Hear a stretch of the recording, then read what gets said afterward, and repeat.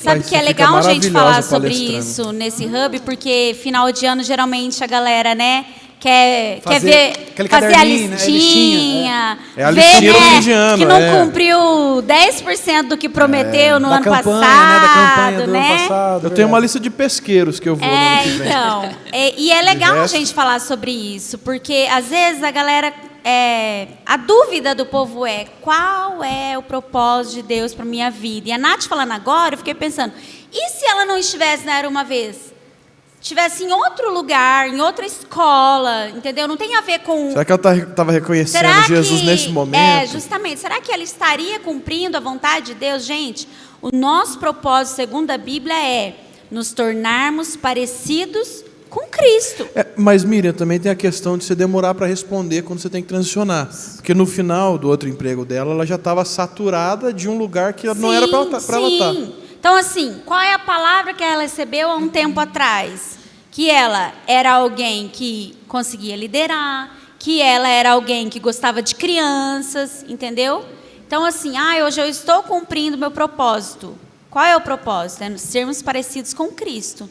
Se eu não for parecido com Cristo onde eu estou, então não é o propósito que Deus quer, sabe? Não é o propósito. Então, ela poderia, de repente, estar em outra escola, É que este lugar hoje está favorecendo para que nessa jornada, entendeu? Ela se torne mais madura, talvez um pouquinho mais rápido. Por isso, como que eu descubro a vontade de Deus? Assim, eu estou perto de pessoas que vão me acrescentar. Eu estou seguindo a Cristo. Isso aqui fala sobre Cristo. Eu vou me parecer mais com Cristo neste ambiente, ou nesse lugar, nessa cidade, né?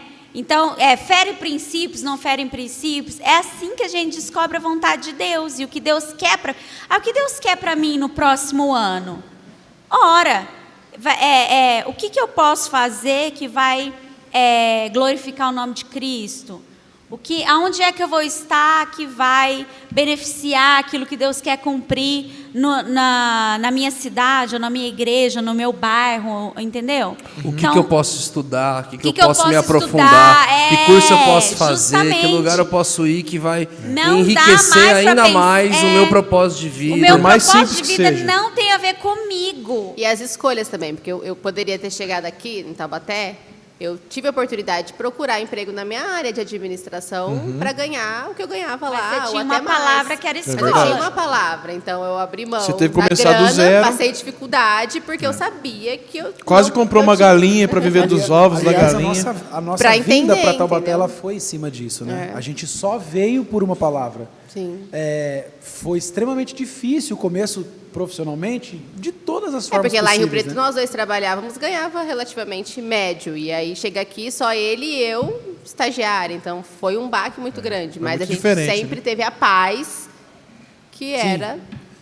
Fácil não é. Não é fácil, principalmente no início. Geralmente Deus vai pedir coisas. Sim. Não é fácil, mas para ver até que você nível você quer entregar, né? Você tem muito mais paz do que numa vida tranquila. Sim. Não, eu não trocaria por nada. Mesmo estando eu viveria agitado. tudo de novo. É inacreditável. Rapaz, que essa mulher tá agitada, viu? Porque a ela gente trabalhando. precisa, Ela tá feliz. Que as pessoas precisam entender que Deus nunca vai te dar uma rema separada do Logos. Da palavra. Logos é o que ele tem. Desce em cima desse grego aí para nós. Em parte, qual que é o Logos de Deus hoje para a igreja? Qual que é a palavra de Deus que Ele tem para a igreja, para a cidade, para a nação, para o nosso povo, para a nossa família espiritual? Então Deus sempre tem algo que é coletivo. E aquilo que Ele fala no seu individual, Ele sempre vai ser para colaborar, para pautar, para endossar, para apoiar, para enriquecer aquilo que Ele está fazendo no todo. Traduzindo a primeira fala da Miriam lá do início. Deus não tem uma grande obra na minha vida. Deus não tem um grande propósito na minha vida. Ele tem uma grande obra, um grande propósito para um povo. E se eu estou no lugar certo, no processo certo, na resposta certa, assim como Isaías 6. Eu serei usada naquele dia, para cumprir esse Isaías propósito. 6 estava no lugar certo, na hora certa, participando do propósito certo, até que do céu ele ouviu uma pergunta. E aí, quem nós enviaremos? Quem vai no nosso lugar? Ele dá uma resposta, ele fala, sou eu. Então ele participa de algo que era muito maior que ele. Sim. E aquilo há um rompimento muito forte na vida dele. E a pandemia, para a gente encerrar aqui também, foi muito louco porque, cara, eu cresci numa casa vivendo o propósito, né, de Deus para a família, para as pessoas, cuidando. A frase que mais fazia sentido da nossa vida, que não fazia sentido da nossa vida, é: vá cuidar da sua vida, pare de cuidar da vida dos outros, porque a gente cresceu cuidando da vida dos outros. É a família de pastores, todo mundo cuidando da vida dos outros, só fazendo isso. E nós fomos fazendo. Então eu até ficava imaginando como é que era a vida dos meus amigos na escola. Gente normal, na igreja. você fala. Eu ficava imaginando qual que eram as conversas que eles tinham. Eu falava, mano, o que eles falam sobre o quê, velho?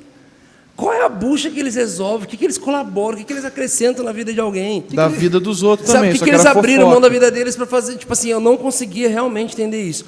Então sempre foi muito forte. O lance de desistir nunca foi uma opção. Era, cara, estamos ali, estamos fazendo. Eu, muito lá na minha adolescência, uma presepada minha, assim, de que eu quis desistir da minha vida e tal, que foi uma mini ali, mas daqui a pouco, cara, bola para frente, Jesus levantou, continuamos, e aquilo nunca mais. Eu nunca tive uma crise vocacional. Só que aí veio a pandemia. E a bendita da marvada da pandemia, quando eu dei por conta de que não tinha culto para abrir, não tinha avião para pegar, não tinha reunião para fazer, não tinha GC para liderar, não tinha discipulado marcado, aí não tinha louvor para cantar. O propósito é fazer alguma coisa. Exatamente. Né? E o nosso propósito não é fazer. A hora que eu vi que a minha lista de fazer, ela estava zerada e só sobrou quem eu era, eu vi que eu mais fiz do que fui. Aí eu tive a minha primeira e grande, gigantesca, e eu, em nome de Jesus, nunca vou ter na minha vida mais, a minha maior crise de identidade vocacional. Pela primeira vez. Pela primeira vez na minha vida, a Mira viu como é que foi forte o negócio. A gente teve uma crise logo que chegou em Taubaté, mas, tipo, ainda estava o ministerial fluindo, né? Tava funcionando. Porque a gente não tinha parado de viajar, né? porque a gente não tinha parado de viajar. Então, Tava a nossa funcionando. crise era Tava local. dentro de igreja, né? Mas era quando a gente chegou em Taubaté, a gente não era, tipo, nada na igreja. Eu entrei nessa crise quando eu entrei no Morada. Eu lembro que eu falava pro lado e pro lado, a gente olhava um pro outro assim e falava, cara, esse horário aqui lá na outra cidade, a gente estaria fazendo reunião com o grupo tal. Aí chegava na quarta, cara, esse horário a gente estaria escrevendo a coisa para fazer a negócio. A gente era muito ativo. E aí eu falava com o Laden, com o Gustavo, com o Lei, eles falavam, cara, aproveita que você está de boa, que daqui a pouco você não vai estar de boa. Aproveita, vai fazer outras coisas. Mas daqui a pouco isso bateu em tudo, né? Porque já não tinha nem igreja local, não tinha estrada, não tinha nada, e só sobrou quem era e não o que fazia. E aí eu fui pego de surpresa. Eu estava conversando essa madrugada com meu pai na cozinha a respeito disso, sobre a nossa balança de ser e de fazer. E eu falei, pai, eu nasci fazendo. O senhor sabe, o senhor é da obra, a mãe é da obra. Fui criado desse jeito, eu nasci fazendo. E a hora que não tinha mais o que fazer, eu descobri que eu estava em falta em ser. E aí, ao ponto de eu não querer mais fazer. E aí é ao o problema, ponto de eu falar, né? velho, eu não quero ministrar, não quero mais ser ministro. Né? Mano, eu quero ser empresário, eu quero fazer outra coisa da minha vida, não é isso. Deu bastante certo, graças a Deus. Deu muito ruim, eu quebrei em todas as empresas, né? E eu vi que meu chamado, tô brincando. Inclusive, é que você indicou pra gente investir, mas vamos continuar. Que foi aquela empresa Sua Vida, né? Ai, mano, deu pior.